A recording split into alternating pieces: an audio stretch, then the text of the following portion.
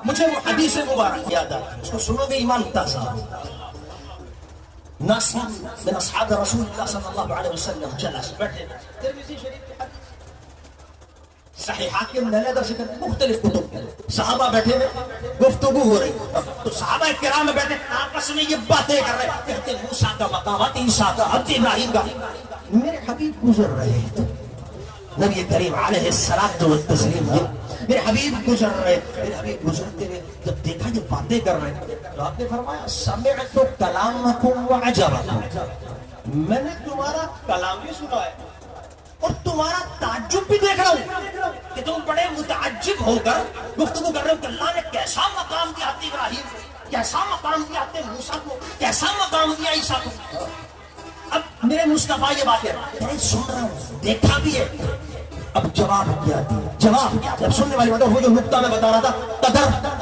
کیسا، وہ یاد رکھا، وہ یاد رکھا۔ تو میرے مصطفیٰ نے کہا ان ابراہیم خلیل اللہ ہے وہ کذالک، بھئی اس میں کوئی دو رائے نہیں ہے کہ واقعی اللہ نے حضرت ابراہیم کو خلیل بنایا۔ اور یہاں بھی بڑی مزیدار بات، بلاغت ہے، مصطفیٰ علیہ السلام یہ بھی کہہ سکتے تھے ابراہیم خلیل اللہ، عربی اعتبار سے جملہ صحیح ہوتا ہے ابراہیم خلیل، لیکن نہیں، لے کر آئے ان ابراہیم خلیل اللہ، کیونکہ بلاغت عربی کے اندر ان وہاں لایا جاتا ہے جہاں سامنے والے کے دماغ میں شک،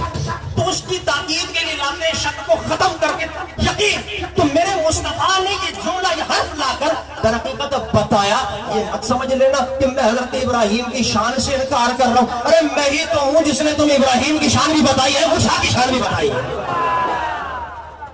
ان ابراہیم ان موسیٰ کلیم اللہ، کوئی دو رائے نہیں ہے، دماغ میں مت لانا یہ بات کہ مجھے اس میں کوئی شک نہیں، نہیں، بڑی ایسی بات ہے کہ ابراہیم اللہ کے دوست، موسیٰ اللہ کے یار، اس طرح کلام کیا، کلیم اللہ، وہ خلیل اللہ، کوئی دو رائے نہیں۔ عیسیٰ روح اللہ ہے، آدم سفیر، ان بے شک بے شک بے شک، میں نے تو بتایا تمہیں، تم کیا جانتے تھے؟ لیکن اس تعجب میں، ان کی قدر میں، ان کی محبت یا ان کی عظمتوں کو بیان کرنے میں تم اپنے نبی کی قدر بول رہے ہو۔ تو پھر ایک حبیب نے جملہ ابراہیم خلیل اللہ، موسیٰ کلیم اللہ، عیسیٰ روح اللہ،